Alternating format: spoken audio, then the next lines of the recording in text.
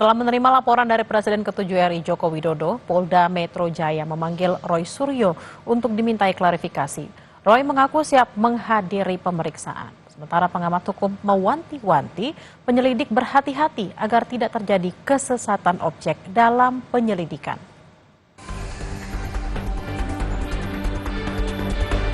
Tudingan soal keaslian ijazah Presiden ke-7 RI Joko Widodo kini memasuki babak baru.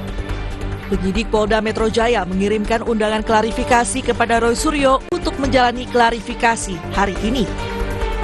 Roy Suryo adalah satu dari 5 orang terlapor yang dilaporkan Jokowi atas kasus dugaan ijazah palsu Jokowi. Sesaat sebelum diperiksa, Roy Suryo dalam tayangan Sapa Indonesia Kamis pagi menyebut siap menghadiri pemeriksaan Polda Metro. Roy kembali menyebut keaslian ijazah Jokowi dipertanyakan karena skripsi Jokowi juga dinilai tidak lengkap. Kami dapat skripsi, justru ketika dapat skripsi itu Mbak, kami bisa sampaikan skripsinya karena itu primary evidence ya, dan itu skripsi nggak bisa dikatakan salinan gitu ya. Itu skripsi resmi yang disimpan di Universitas Gadjah Mada. Disampaikan oleh siapa waktu itu? Disampaikan oleh Wakil Rektor. Kepada Anda?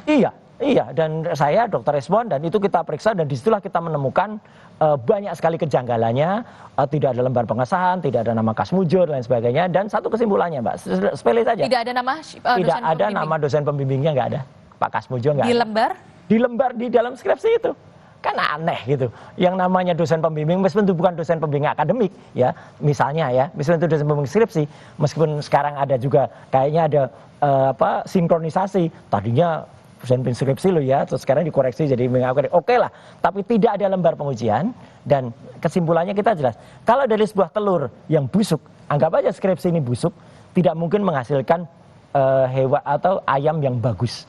Jadi nggak mungkin ada ijazah yang bagus, ijazah yang benar kalau dari skripsinya seperti ini. Kalau nanti misalnya ijazahnya itu dinyatakan otentik gitu, atau misalnya dia asli gitu ya, skripsinya kayak gini kok bisa ijazah asli, biar masyarakat yang menilai.